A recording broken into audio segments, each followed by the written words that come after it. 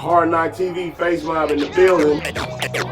And if I cried 2 tears for her, that would be the most that I would give to her. She left me stranded in my nightmares, taking pictures of my memories, she right there. Twisting on the blade in my heart deep, always on my mind so I can't sleep. She used to tell me she was all mine.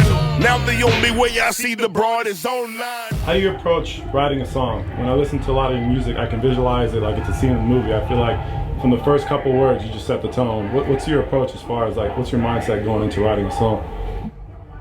That's actually one of the better questions that I've heard. Like, for real, that's a good one. I think the most important part of the song is the come line.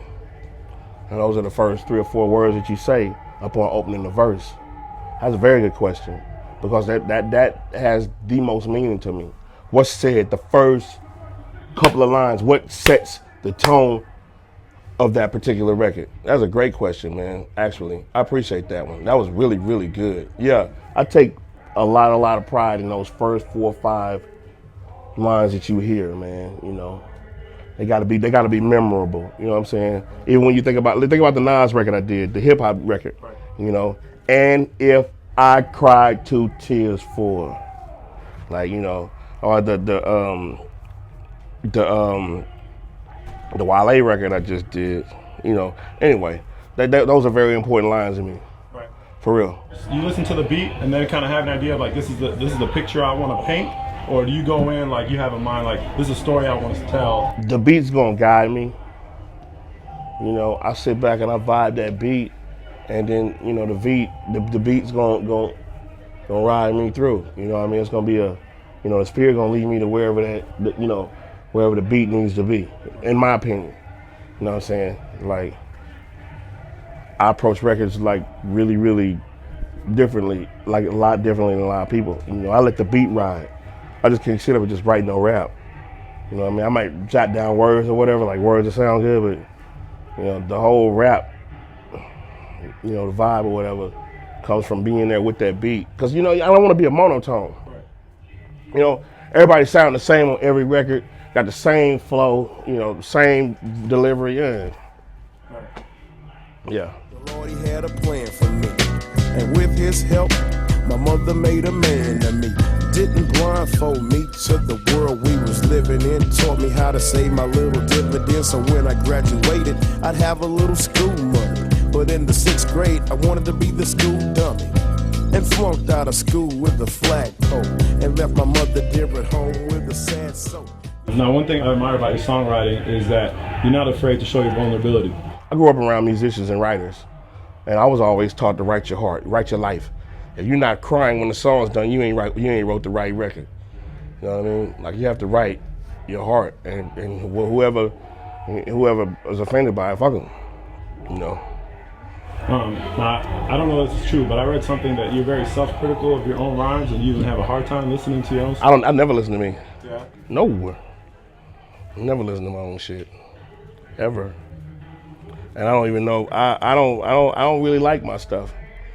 I feel like I put so much into it to do it that when it's finally over, I don't ever want to hear it no more. You know, music is the only thing that you can create, and once it's over, you can never touch it again. You know what I mean? That makes sense? Like, you can ding, ding, ding, and make it on. Once it's gone, it's out of there. And that's the way I look at it. That's probably why I got so many freaking songs, man.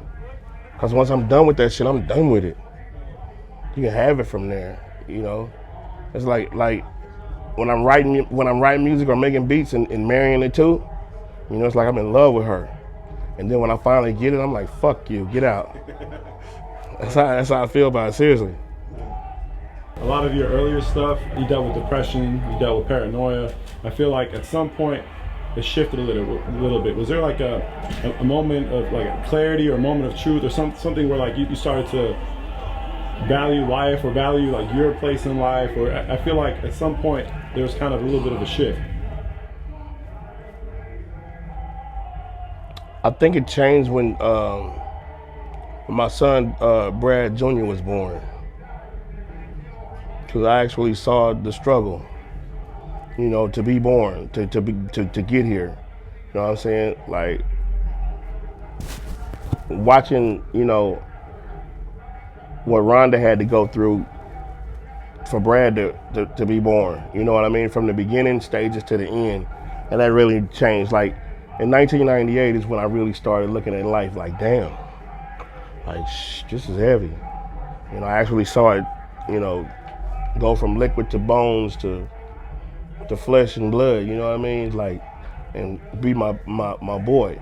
So that's when it kind of changed for me in 1998. I was like, shit, at least let me stick around to see him have some kids or whatever. At night I can't sleep, I toss and turn. Candlesticks in the dark, visions of bodies being burned. Four walls closing in, getting bigger. I'm paranoid, sleeping with my finger on the trigger. My mother's always stressing I ain't living right, but I ain't going out without a fight. Rick Rubin. Got a lot of respect for Rick and what he did, what he's doing. You know what I mean? And what he means to hip hop. You know what I'm saying? And I could have just been reading it wrong. You know, and maybe somebody said that shit just trying to be funny or some shit. And you know what I mean? But somebody said that Rick Rubin didn't like my shit.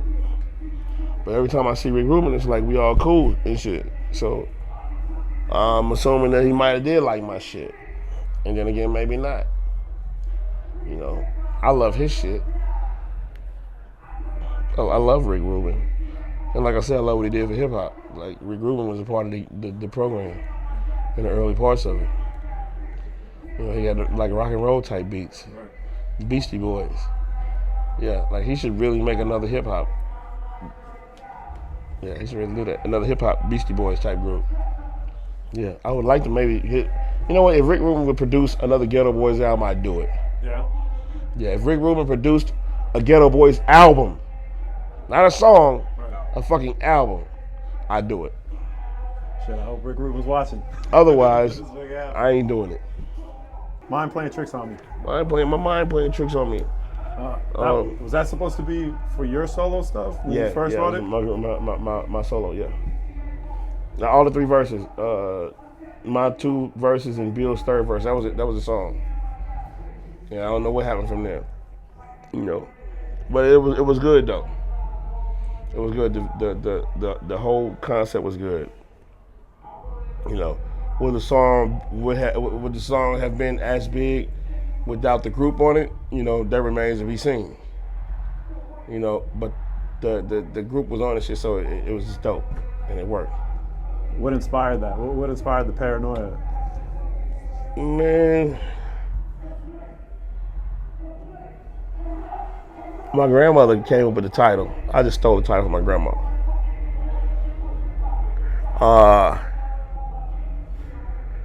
Paranoia, a lot of weed smoking, like getting super high, like really getting high, like mushrooms and downers and shit, all kinds of shit. Inspired, you know, paranoia. You know, it's a brain, it's a part of your brain that you can tap into that will scare you if you tap into it. Like, I'm so glad to be out of that shit. I don't ever want to go back in there. You know what I mean? Like, I was in a part of my brain that was like almost spooky, man. Like dark, like gothic. Like, nigga, paint your fucking nails black and, you know, cut your eyebrows off and fucking paint your under here black. You know what I mean? Like, I was in a real fucked up state, man. Like a real fucked up state of mind, man. To the point where I just wanted to die. That's my jam right there.